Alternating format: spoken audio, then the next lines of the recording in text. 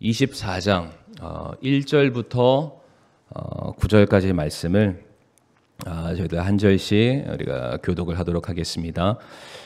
닷새 뒤에 대제사장 아나니아가 장로들과 또 더둘로라 하는 어떤 변호인과 함께 내려와 총독에게 바울을 고발하므로 그가 불려 나오매 더둘로가 그를 고소하기 시작하여 이르되 우리가 각하로 말미암아 크게 평온함을 누리고 또 각하의 돌보심으로 말미암아 이 민족에게 매우 귀중한 일들이 이루어졌으므로 벨릭스 각하 우리가 전적으로 감사를 드리며 항상 모든 곳에서 그것을 인정하나이다.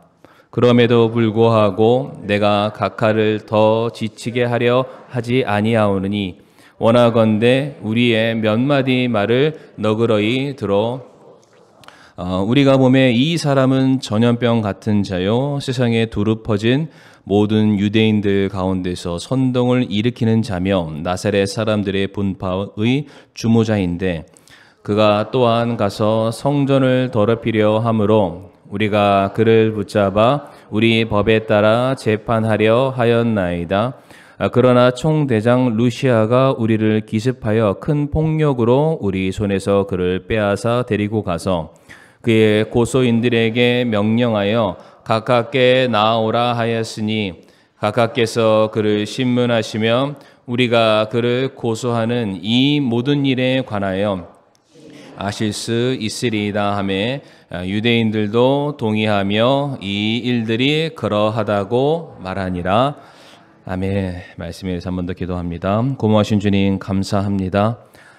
이 시간 정말 저희들 하나님 앞에 우리가 섰을 때에 무엇보다 준비된 마음을 아버지 허락하여 주옵시고 그 말씀 앞에 우리가 아멘으로 화답하며 우리들의 삶의 열매로 드러날 수 있는 축복을 아버지 허락해 주시옵소서. 이 시간 또 함께하지 못한 우리의 사랑하는 성도님들 어디서 무엇을 하시든지 간에 하나님의 백성이고 자녀임을 잊지 않게 하여 주옵시고 하나님께 영광 돌려드리게 하여 주시옵소서. 예수님의 이름으로 기도를 드리옵니다. 아멘. 자리에 앉으시겠습니다. 오늘 설교 제목이 이게 흔치는 않습니다. 전염병 대 백신. 원래는 영어 대신에 대자를 넣을까 했는데 그러면은 대백신이 될까봐 그래서 불가피하게 영어로 전염병 대 백신이라는 제목으로 쓰게 됐는데 사실 이게 설교 제목으로 전염병이라는 단어를 쓴다는 것이 이게 쉽지는 않습니다. 이미 저희들한테는 이제 까마득한 옛날 추억이 되긴 했지만 저희가 2020년부터 2022년까지 전 세계적인 전염병 팬데믹이죠. 코로나를 경험하면서 전염병이 가진 무서움에 대해서 이게 우리가 들어서 아는 것이 아니라 저희들이 체감해서 알고 있습니다. 이게 정말로 무서운데 이런 제목을 설교의 제목으로 쓰면 좋을까 좀 최대한 배제해 보려고 노력을 했다가 그럼에도 불구하고 썼던 것은 오늘 본문에 사도 바울이 전염병과 같은 자다라고 불림을 받았기 때문에 제가 담대하게 이 제목을 선택하게 됐습니다. 그러나 오늘 설교의 내용을 쭉 살펴보게 되면은 바울이 전염병과 같은 자라고 불림을 받기는 했으나 실상은 사도 바울이 전염병자와 같은 사람이 아니라 또 다른 사람들이 누군가를 죽이고 누군가를 헐뜯고 그들의 공동체를 무너뜨리는 사람이 따로 있고요. 오히려 사도 바울의 경우에는 병든 자를 고치고 죽어가는 자를 살리는 백신과도 같은 존재였음을 우리가 말씀을 통해서 확인해 볼 수가 있습니다. 전염병이 되었든지 백신이 되었든지 간에 둘 다 공통점이 하나 있는데 그것은 바로 영향력이라고 말씀을 드리고 싶어요. 좋은 게 됐든 나쁜 게 됐든 옆에 있는 주변 사람들에게 끼치는 힘이 있다. 성도님들 오늘 말씀을 제목을 생각하시면서 과연 나는 전염병 같은 사람일까? 혹시 나는 백신과 같은 사람일까? 그러니까 나로 말미암아 사람들이 처지고 짜증이 나고 불평이 많고 그런 모임이 흩어지는 것은 아닌지, 아니면 오히려 나로 말미암아 어떠한 사람들이 생기를 얻고 소망을 얻고 활기를 얻어서 내가 속해 있는 단체, 가정, 모든 사회의 관계 속에서 무엇인가 새롭게 무엇인가 샘솟는 그런 느낌이 일어나고 있는지, 우리 성도님들, 우리 자신을 오늘 말씀을 통해서 좀 돌아볼 수 있는 그런 시간이 되기를 원하는데요. 오늘 본문 5절 말씀을 우리가 한 번 더 좀 말씀을 자세히 살펴보기를 원합니다. 오늘 5절 말씀 보게 되면 우리가 봄에, 여기서 말하는 우리는 바울을 고소하는 사람을 말하고요. 이 사람은 바울을 말하죠. 전염병 같은 자요, 세상에 두루 퍼진 모든 유대인들 가운데서 선동을 일으키는 자며 나사렛 사람들의 분포의 주모자다라고 말합니다. 지금 사도 바울을 향해서 온갖 안 좋은 단어들은 다 끄집어와서 바울이 이와 같이 나쁜 사람입니다 라고 말을 하고 있는데, 지금 이 말을 하는 사람이 누구인지가 굉장히 중요합니다. 오늘 본문 1절 말씀 보게 되면 지금 벨릭스에게 바울을 고소하고 있는 두 사람의 이름이 등장하는데, 대제사장 아나니아라는 사람이 나오고요, 더둘로라 하는 변호인이 등장을 하게 됩니다. 성경에서 이 사람들에 대해서 자세하게 설명하고 있지 않지만, 당시, 그러니까 예수님이 살아생전의 당시 그 유대의 AD 1세기 경에 대해서 실제로 목격하고 그 모든 정황에 대해서 기록한 역사가 요세푸스라는 사람이 있습니다. 이제 설교하면서 아마 이 사람 이름이 자주 등장할 테니까 기억하시길 바라고요. 이 사람이 쓴 글에 의하면은 아나니아는 어떠한 사람이냐면은 굉장히 탐욕스럽고 포악스러워서 하나님께 바쳐진 11조의 일부를 자기 주머니에 가져가는 그런 사람이기도 하고요. 또한 자기의 목적을 달성하기 위해서 폭력과 살인을 서슴지 않았던 굉장히 잔인한 사람이었다고 합니다. 이 사람이 깡패가 아닙니다. 떠돌이가 아니고요, 제사장이라고 불림받는 사람이었는데 이렇게 잔혹한 사람이었어요. 뿐만 아니라 그는 자기의 지위를 계속해서 견고히 지켜나가기 위해서 당시 자기의 나라를 지배하고 있는 친로마, 그러니까 로마의 복속에서 마치 매국노와 같은 모습으로 관계를 맺어왔다고 합니다. 한마디로 말해서 그는 하나님이라는 이름을 이용해서 자기의 뱃속을 챙기는 부도덕한 종교 장사꾼이었다라는 것을 알 수가 있는데, 지금 이 사람이 사도 바울을 향해서 네가 바로 전염병 같은 사람이다, 네가 선동가다, 네가 반역을 꾀하는 사람이다 라고 손가락질을 하고 있다라는 것이죠. 두 번째 사람이 변호인 더둘로라는 사람이 있는데, 우리가 변호인 하면은 무슨 생각이 드나요? 이 사람이 굉장히 법률적으로 뛰어난 지식을 갖고 있는 사람이구나 생각할 수 있지만, 실제 이 변호인이라는 단어를 연구를 해보니까 법률적인 지식을 갖고 있는 변호사가 아니라 그냥 웅변가입니다. 연설가이죠. 성도님들, 변호사에 호자를 빼면 뭐가 되나요? 변사. 혹시 변사를 아시는 분 계시나요? 아침 저희 1부 예배 때 여기 딱 이영희 모치님이랑 유진이가 딱 이렇게 둘이 앉았습니다. 그래서 제가 변사가 뭔지 아나 했더니 이영희 모치님은 싹 웃으셨고요, 옆에 있는 유진이는 무슨 말 하는지를 전혀 알지 못합니다. 예전에 딱 경험해 보셨죠? 무성 영화 딱 있을 때 영화 스크린이 싹 돌아가기 시작하면은 저 옆에 있는 한 사람이 마이크를 잡으면서 우리 뭐가 그랬다 하면서 나오잖아요. 저만 아는 것 같은데요, 성도님들. 그냥 그런 사람에 가깝습니다. 쉽게 말해서 다른 사람에게 돈을 받고 자기를 의뢰한 사람을 향해서 법정에서 유리하게 말해주는 사람이 더둘로라는 사람이에요. 그러니까 좋게 말하면 연설가고요, 나쁘게 말하면 선동꾼이나 사기꾼에 지나지 않는 사람이 바로 더둘로라는 사람입니다. 그런데 지금 이 사람이 누구를 대신해서 법정에서 연설하기 시작했냐면, 방금 전에 제가 설명드렸던 부패했던, 잔혹했던, 포악했던 대제사장 아나니아의 이익과 그가 바라는 탐욕을 지켜주기 위해서 그의 개가 되어서, 그의 앞잡이가 되어서 연설을 쏟아내고 있다는 것이죠. 그러니까 둘이 같은 사람인 거예요.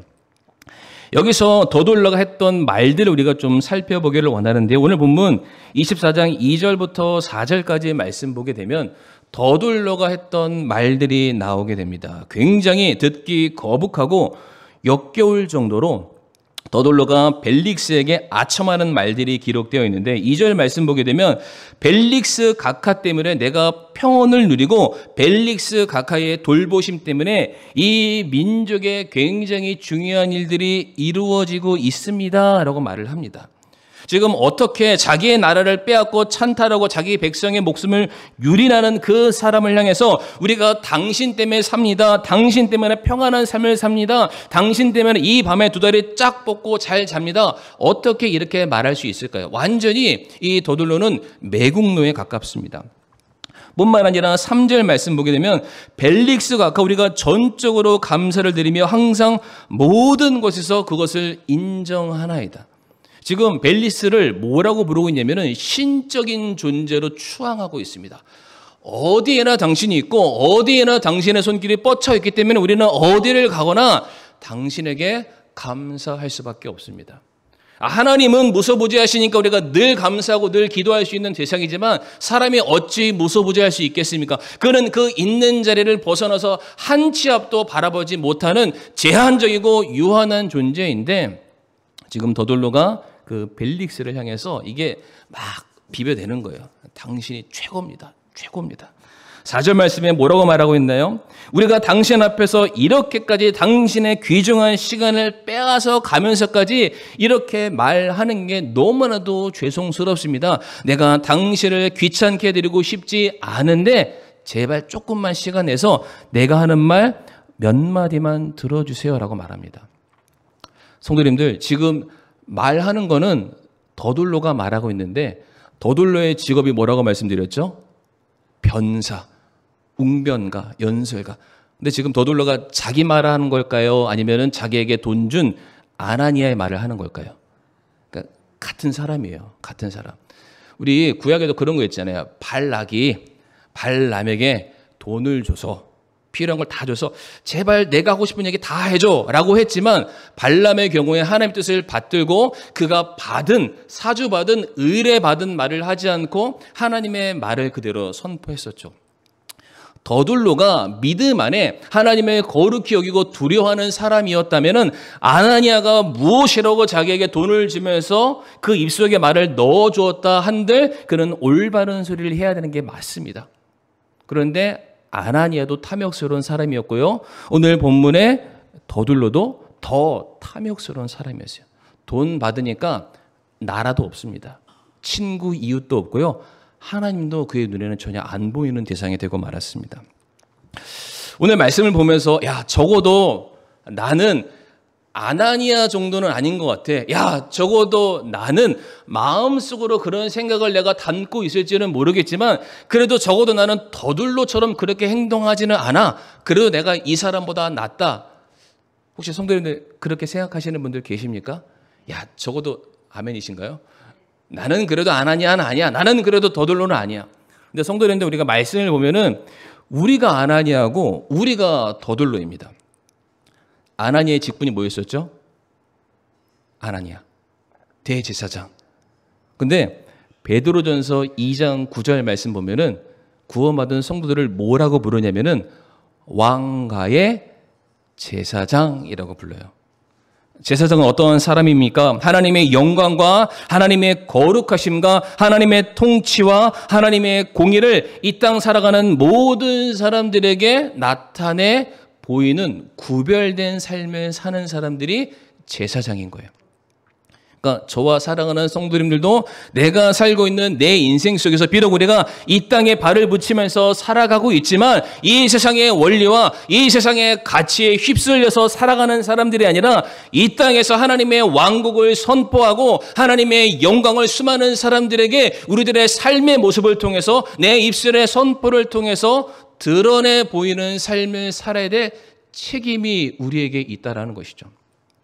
그리고 더둘러가 변사, 웅변가, 연설가, 대변인이라고 말씀을 드렸는데 구원받은 성도를 그리스도인이라고 부르죠. 그렇죠?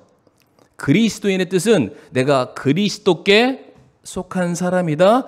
그리스도와 방불한 사람이다. 혹은 그리스도를 대변해서 이 땅에서 그 삶을 살아가는 사람이다. 그리스도인은요, 성도님들, 대변인입니다. 우리가 어디를 가나 무엇을 하나 우리는 누구로서의 삶을 살아야 되냐면은 나 차상욱이라는 이름으로서 우리가 살아가는 것이 아니라 내가 구원받아 하나님의 자녀가 되었다면, 그래서 내가 그리스도 안에 속해 있다라는 분명한 믿음과 확신이 있다면 이제는 우리가 새로운 창조물, 새로운 피조물이 되었기 때문에 이 땅에서의 삶은 그리스도인에 합당한 모습으로 우리는 살아가야만 합니다. 그러니까 우리는 영적인 제사장이고요, 주님을 대신하는 그리스도인입니다. 그러면은 이 땅에 살고 있는 수많은 사람들이, 나를 제외한 내 주변에 있는 수많은 사람들이 내가 하나님의 왕가의 제사장임을 그들이 알아야 되고요, 내가 주님을 대신해서 이 땅에서 십자가를 짊어지고 가는 주님의 제자요 그리스도인이라는 그 모습을 수많은 사람들이 다 알아야만 합니다. 그런데 만약 그것을 알지 못한다면 우리는 우리에게 주어진 책임과 의무를 성실하게 이행하지 못한, 철저하게 내 자신의 필요만을 위해서 살아가고 있는, 오늘 본문에 나와 있는 아나니아와 더둘로와 별반 차이가 없다라는 것이죠. 성도님들 어떠십니까? 아나니아이십니까? 아니면은 더둘로이십니까? 우리가 다 같이 베드로전서 3장 15절과 16절 말씀 보기를 원하는데요. 베드로전서 3장 15절과 16절 말씀 한 절 한 절 끊어서 읽기를 원하는데, 먼저 15절 말씀 같이 한번 읽어보겠습니다. 시작. 오직 너희 마음속에서 주 하나님을 거룩히 구별하고 너희에게 너희 속에 있는 소망의 이유를 묻는 모든 사람에게 온유함과 두려움으로 대답할 것을 항상 예비하며. 이 15절 말씀 보게 되면 너희 마음속에 있는 것을 사람들에게 설명해야 된다라는 것이죠. 성도님들, 마음이라는 것은 생각을 말하고요, 생각이라는 것은 가치관입니다. 이 가치관이라는 것은 갑자기 생기는 것이 아니라 내가 평생에 살아오면서 내 안에 쌓이는 것들입니다. 다시 말해 내가 말하는 거는요, 내가 살아온 인생의 모든 지식과 정보와 삶의 태도가 내 주변 사람들에게 전해지는 거예요. 내 마음이 전해지는 거예요. 그러니까 지금 사람들이 보는 거예요. 이 사람을 보니까 항상 하는 말이 예수 그리스도만 선포하는 거예요. 이 사람을 보니까 항상 하나님께 받은 그 은혜가 너무 커서 오늘도 그 은혜 때문에 내가 살아가요 라는 그 고백을 자꾸만 만날 때마다 하니까 그게 너무나도 궁금한 거예요. 너무나도 알고 싶은 거예요. 그 이유가 무엇인지, 그 사람이 어떻게 그렇게 소망 가운데 살아가는지 나도 그렇게 살고 싶다라는 거예요. 오늘 이 자리에 함께 계시지 않아서 좀 아쉽지만은, 제가 최근에 우리 서치진 집사님이랑 밖에서 가볍게 이제 차를 한 잔 마시는 시간이 있었는데, 집사님이 저랑 이제 차를 마시는 근 1시간 되는 시간 동안에 저를 전도하셨습니다. 1시간 내내 헌혈에 대해서 얘기하셨어요. 헌혈을 얘기하시는데 깜짝 놀랐어요. 우리 서 집사님이 헌혈을, 제가 정확하게 횟수는 기억 안 나는데 200회 이상 하셨대요. 대단하시죠? 몸에 있는 모든 피를 다 이렇게 헌신하시는, 거의 예수님의 방불한 삶을 사셨는데 200회 몇 회 이상 하면은 이게 훈장을 준대요. 훈장을. 적어도 나라의 큰 공을 세우지 못해서 훈장을 얻지 못할지언정 헌혈 많이 하면 훈장 얻을 수 있습니다. 근데 헌혈의 중요성은 이미 알고 있었죠. 근데 헌혈로 말미암아 얻게 된 혜택은 제가 잘 몰랐어요. 근데 집사님이 딱 하시면서 진짜 1시간 내내 헌혈이 이렇게 좋다는 것을 쭉 설명하는데 제가 어떻게 됐을까요? 그 자리에서 헌혈 어플을 깔았습니다. 아, 이렇게 해야 되겠구나. 근데 제가 어플을 깔고 보니까 저도 17번 했더라고요. 제가 젊었을 때. 근데 집사님 얘기 쭉 들어보니까 건강에도 좋고 뭐도 좋고, 더 좋은 거는 헌혈 한번 하고 나면은 영화도 볼 수 있고요. 그리고 나중에 병원 가면 혜택도 있고, 안 되겠다. 그 얘기를 딱 듣고 나서 해야 되겠다. 그러니까 똑같은 얘기를 1시간 동안 들으니까 설득을 당하는 거예요. 완전히. 그러니까 비근한 예를 말씀을 드리는데, 생각해 보세요. 성도님들이 만나는 주변의 사람들에게 정말로 만날 때마다 예수 아니면 못 살아, 만날 때마다 하나님의 은혜가 아니고서 우리가 어떻게 살 수 있겠어라고 말을 한다면 그 사람들이 궁금해하지 않을까요? 알고 싶어 하지 않을까요? 혹시 그들이 나를 만나고자 했을 때 어떤 것을 기대하면서 우리를 만날까요? 내가 믿고 확신하는 예수 그리스도에 대해서 그들이 알기를 원할까? 아니면 전혀 다른 세상의 무엇인가를 나를 통해서 얻기 위해서 나를 만나는 것일까요? 16절 말씀 보게 되면은 선한 양심을 가져라. 이것은 그들이 너희를 가리켜 악을 행하는 자라고 비방하다가도 그리스도 안에 있는 너희 선한 행실을 거짓으로 비난하는 자들이 부끄러움을 당하게 하려 함이라 라고 말합니다. 무슨 얘기냐면 말만 하지 않는다라는 거예요. 행함으로 경영이 된다는 겁니다. 이 사람은 말만 번지르르 하고 실제 삶을 봤더니 그리스도인인지 세상 사람인지 하나님을 믿는 사람인지 죄인인지 분간이 안 되는 사람들이 너무나도 많잖아요. 그런데 이 사람은 정말로 하나님이 내 눈앞에 서 계신 것처럼 두려워하는 삶을 사는 거예요. 말씀 그대로 본연의 삶을 살아가는 것이죠. 물론 부족할 수 있어요. 물론 넘어질 수 있지만 그럼에도 불구하고 세상 사람들과는 구별된 무엇인가 정확한 기준과 표대를 가지고 살아가는 모습을 보니까 사람들이 말하는 거예요. 저 사람이 말하는 거는 진짜라는 거죠. 적어도 저 사람이 하는 말은 틀리지는 않다. 부끄러움 당하지 않는다. 그러니까 적어도 우리가 너희가 왕가의 제사장이다, 너희가 그리스도인이다 라는 칭을 우리가 받았다면 그에 합당한 삶을 살아가야 한다라는 거예요.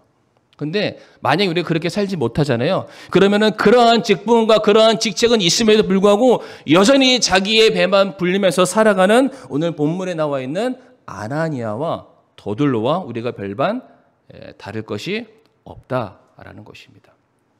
근데 성도님들 중요한 것은 이제 중반으로 넘어가는데 이 아나니아와 더둘로가 이렇게 자기의 필요를 얻기 위해서 고군분투했던 이유가 있습니다. 말씀 하나 찾아볼 텐데요.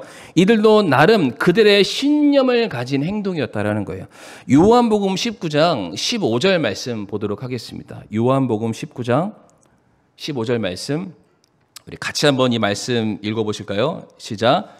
빌라도가 그들에게 이르되 내가 너희 왕을 십자가에 못 박으랴 하매 수 제사장들이 대답하되 카이사르 외에는 우리에게 왕이 없나이다 하니라. 아멘. 근데 전후사정 잘 아시죠? 그러니까 빌라도가 예수님을 계속해서 고문하고 채찍하고 벌하였는데 더 이상 죄목을 찾지 못하는 거예요. 그래서 손을 막 찢습니다.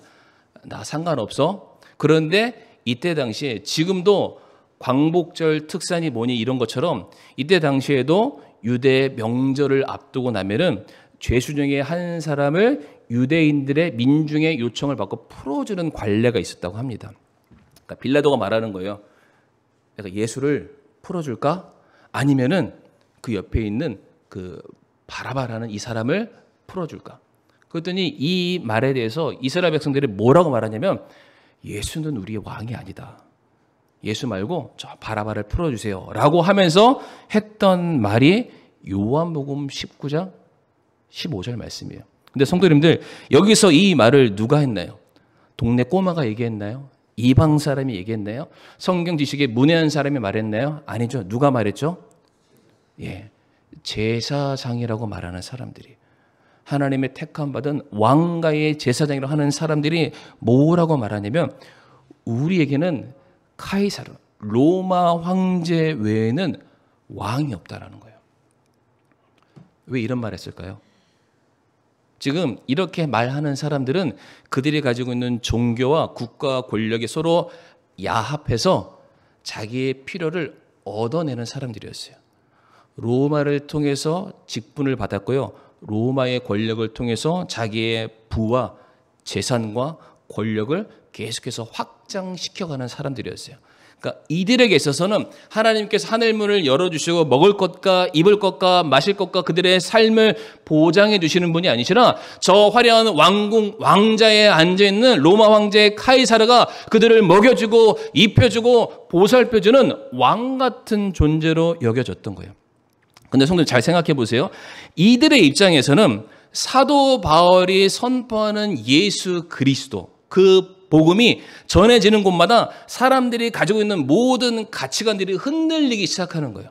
사람들이 예수라는 복음을 듣기 전에는 돈이 전부인 줄 알았어요. 권력이 전부인 줄 알았어요. 건강이 전부인 줄 알았어요. 그런데 예수 그리스도의 십자가의 복음, 부활의 권세와 소망의 말씀을 듣게 되었을 때 그들이 더 이상 알게 된 게 무엇이냐면은, 야, 권력도 필요 없구나. 돈도 필요 없구나. 오직 예수 그리스도 그분만이 영원히 우리가 붙들어야 될 소망이구나 라고 사람들이 깨닫기 시작하면서 자기가 있었던 삶의 터전에서 전부 다 막 나오기 시작하는 거예요. 그들의 삶의 가치가 완전히 기반들이 흔들리기 시작하니까 이 더둘로나 이 아나니아 같은 사람들이 뭘 느꼈겠어요? 두려움을 느끼는 거예요. 아니, 예수라는 복음이 전해지기만 하면은 우리가 그동안 그렇게 좋아했던 모든 것들이 흔들리는 거예요. 그들의 입장에서 예수는 뭐처럼 보일까요? 전염병처럼 보이는 거예요. 왜? 내가 가지고 있는 모든 것들을 다 흔들어 버리고 있으니까요. 근데 반대로 예수님과 바울의 입장에서는 그들이 전하는 것은 전염병이 아닙니다. 뭐였죠? 죽어가는 자를 살리고 소망 없는 자에게 참된 소망을 안겨주는, 그들을 살리는 백신과도 같은 거였어요. 그러니까 지금 이 아나니아와 더둘로난 이 사람들은 자기의 배를 더 불리고 싶어서 자신들이 그렇게 소중하게 붙들었던 모든 것들을 잃지 않기 위해서 사도 바울이라는 백신을 전염병으로 치부해버리고 그거를 박멸하기 위해서 그들 나름대로 신념을 갖고 그렇게 열심을 다했다라는 사실이죠. 사랑하는 성도님들, 우리 하나님 말씀을 이렇게 들었을 때, 예배를 드릴 때 혹시 하나님의 말씀이 정말 백신처럼 우리 안에 들어와서 이렇게 뭔가 찌르는 것 같은 느낌 받지 못하셨습니까? 아마 우리 경험해 보셔서 아시겠지만은 코로나 주사, 예방 주사 맞았을 때 한번 맞고 나면은 여기가 어떻나요? 뻐근합니다. 들어와서 저희 몸 안에 있는 더러운 세균들, 바이러스를 물리치니까 우리 온몸이 이제 힘든 거예요. 그런데 잘 버티고 나면은 우리가 어디에 나가서도 당당하게 지낼 수가 있습니다. 그런데 그게 싫은 거예요. 아픈 게 싫은 거예요. 싫은 앓는 게 싫은 거예요. 그러니까 하나님의 말씀이 양날이 선 그 검처럼 내게 딱 들어와서 너 그렇게 살면 안 된다, 이렇게 말씀하는데 그게 듣기 싫은 거예요. 그게 아픈 게 싫은 거죠. 혹시 말씀 받았을 때, 하나님 말씀 예배를 드릴 때 하나님께서 우리에게 무엇인가 요구하시는 그 모든 사항들에 대해서 혹시 그것을 막 내치고 싶은 그런 마음이 있지 않으십니까? 그럼 우리가 누구냐면은 아나니아와 더둘로 같은 사람이라는 거예요. 하나님 앞에서는 누구보다 당당하고 대범하면서 얼굴에 철판 깔고 하나님 내 마음대로 내가 원하는 대로 살 거야 라고 당당하게 말하면서도 세상 앞에서는 누구보다 비굴하고 나약하고 온갖 가만히설과 사탕발림을 하면서 제발 내 필요만 좀 채워주세요 라고 우리가 그렇게 굴욕적인 모습을 보인다면은 우리가 바로 더둘로다라고 말씀을 드리고 싶습니다. 사랑하는 성도님들, 이 세상이 타락했기 때문에 그리스도인들이 타락하는 것이 아니라 이 땅의 빛과 소금의 역할을 능히 감당해야 될, 백신의 역할을 감당해야 될 그리스도인들이 스스로 타락했기 때문에 이 세상이 그로 말미암아 더 어두워지는 것이고요, 더 타락하게 되는 것이고요, 더 하나님의 영광이 이 땅에 그냥 가치 없는 것으로 짓밟히고 있다라는 사실입니다. 이제 말씀을 좀 마무리할 텐데, 세상 사람들은요, 아나니아와 더둘로는 사도 바울을 향해서 너 전염병 같은 사람이다 라고 말을 했습니다. 그런데 사도 바울은 자기 자신을 뭐라고 고백했냐면은 전혀 새로운 신앙 고백을 남기게 되는데, 우리가 다 같이 고린도후서 2장 15절 말씀 읽길 원합니다. 고린도후서 2장 15절 말씀 앞에 화면 보시고요, 같이 한번 읽어보실까요? 시작. 우리는 구원받은 자들 가운데서나 멸망하는 자들 가운데서나 하나님을 향한 그리스도의 향기로운 냄새니. 아멘. 여기서 향기로운 냄새가 향수를 말하는 게 아니라 향유를 말합니다. 향유. 성경에서 기름들이 많이 나오잖아요. 실제로 그 기름을 제물 위에 붓기도 하고요, 치료제로 쓰기도 하고 기도할 때 올려드리기도 합니다. 성도님들, 그 요한복음 12장 말씀을 가게 되면 누가 나오냐면 그러니까 베다니 마리아가 나옵니다. 저희 늘 헌금 찬양할 때 마리아 본받아서 이렇게 찬양하잖아요. 정확하게 그 사건이 거기에 기록이 되어 있는데 거기서 마리아가 이제 예수님께 찾아가서 자기가 가지고 있는 그 귀한 요한복음에는 나드 한 근이라고 되어 있습니다. 그 향내 나는 기름 하나를 깨트려서 주님의 이제 발에 붓습니다. 근데 붓는 걸로 끝나나요? 네, 맞아요. 그 발에 일단 입을 맞추고요. 자기 이게 긴 머리로 이게 도저히 자세가 어떻게 나오는지 모르겠습니다. 이게 최대한 굽혀야 되겠죠. 일단 머리가 길어야 되고 최대한 굽혀서 그분의 발을 자기 머리카락으로 막 이렇게 막 닦습니다.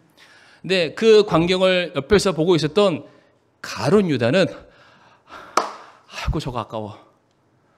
저거면은 우리 회식할 텐데 저거면은 많은 사람 도와줄 수 있을 텐데 막 얘기하고 있으니까 예수님께서 저 여인이 하는 것을 가만히 둬라. 그러면서 뭐라고 말씀하시죠? 예수 그리스도의 십자가의 복음이 전해지는 그곳에 그녀의 일이 기념되리라 라고 말씀하셨어요. 그러니까 지금 이 마리아가 예수님의 발을 닦는 그 장소는 온갖 향긋한 냄새로 가득 찬 그런 상태가 되는 것이죠. 성도님 잘 생각해 보세요. 한 사람의 발 밑에 지금 서 있는 거예요. 한 사람이 서 있고 그 발 밑에 자기 머리를 갖다 댄 거죠. 무슨 의미일까요? 내가 이 사람 권위 아래로 들어가겠다라는 거예요. 만약 이 사람이 내 인생이 스승이면은 그의 제자가 되겠다라는 겁니다. 그분이 왕이면 그분의 백성, 그분의 종이 되겠다. 다시 말해 내 위에 선자의 삶의 유지를 받들어서 내가 그렇게 살겠다라는 의미가 되죠. 그런데 이때 예수님께서 이 여인에게 하시는 말씀이 뭐였냐면은 놔둬라. 이 여인이 지금 나를 장사 지내는 거다. 그것을 기념하는 거다. 그러니까 지금 예수님이 이 사건 이후에 어디로 가잖아요? 십자가에 못 박혀 돌아가시죠. 그럼 예수님의 죽으심은 곧 부활의 권능으로 드러나게 됩니다. 그러니까 지금 마리아가 무엇을 그 유지를 받들었나요? 예수님의 죽으심과 부활하심의 복음의 사역을 내가 고스란히 내가 동일하게 감당하겠습니다. 그래서 그것을 바로 그 기름을 통해서, 그러니까 예수님의 복음이 전해지는 곳은 죽을 사람이 살아나잖아요. 썩은 시체의 냄새가 나는 것이 아니라 산 사람의 냄새가 납니다. 마찬가지로 이 마리아의 삶이 가는 곳곳마다 무슨 향기가 날까요? 예, 이 그리스도인의 향기. 그 나드, 그 귀한 향유가 넘쳐나는 이 향유를 영어로는 아로마라고도 부릅니다. 치료제로도 많이 쓰이잖아요. 그러니까 마리아의 삶은 가는 곳곳마다 어떤 역사가 일어나는 거예요. 사람을 살리는 놀라운 역사가 일어나게 된 것입니다. 백신의 삶을 산 거예요. 오늘 본문 사도행전 24장 16절 말씀 읽고 마칠 텐데요. 같이 한번 읽어보실까요? 사도행전 24장 16절 말씀 시작. 이 소망 속에서 나는 하나님과 사람들을 향하여 항상 양심에 실족하는 일이 없도록 스스로 힘쓰나이다. 아멘. 사도 바울이 어떠한 마음을 가졌냐면 나는 사람 앞에서만 열심히 하는 사람이 아니라 하나님 앞에서도 내 양심에, 내게 주어진 사명에 조금도 부끄러울 것이 없이 나는 최선의 삶을 다할 것이다. 내 앞에 로마 총독이 서 있고 내 앞에 어떤 대단한 사람이 서 있다 할지라도 그런 거 내가 중요하지 않다. 나는 오히려 하나님의 은혜와 십자가의 능력과 복음의 능력이 죽을 사망의 권세에서 나를 새롭게 일으킬 능력이 있음을 내가 알고 내가 주의 이름 들고 나아갔을 때 내가 설령 그 재판석에 서고 감옥에 갇히는 일이 있다 할지라도 보혜사 성령께서 나를 대신해서 변호함으로 말미암아 내가 의롭다 충성된 나의 종이라고 말씀해 주실 분명한 확신이 나에게 있다라고 고백했다라는 것입니다. 사랑하는 성도님들, 비록 사도 바울은 세상 모든 사람들에게 너 전염병과 같은 사람이야 라는 말을 들었을지 모르겠지만 주님께서 보시기에 사도 바울은 어떠한 사람이었습니까? 사람을 살리는 백신과도 같은 그런 귀한 존재였습니다. 우리 사랑하는 성도님들이 어디서 무엇을 하시든지 간에 성도님들이 계시는 그곳에 성도님들 때문에 이 죄가 간영한 이 어두운 세상이 더욱더 밝아지기를 원하고요. 살맛 잃은 사람들에게 살맛 나는 소금과 같은 역할들을 감당하시길 바라고요. 죽어가는 사람들, 전염병으로 소망 없이 시름시름 앓고 있는 그 모든 사람들에게 살 소망의 복음의 백신을 선포할 수 있는 저와 우리 사랑하는 모든 성도님들이 되시기를 간절히 바라겠습니다. 이 시간 다 같이 머리를 숙여서 오늘 말씀을 위해서 함께 기도하기를 원합니다.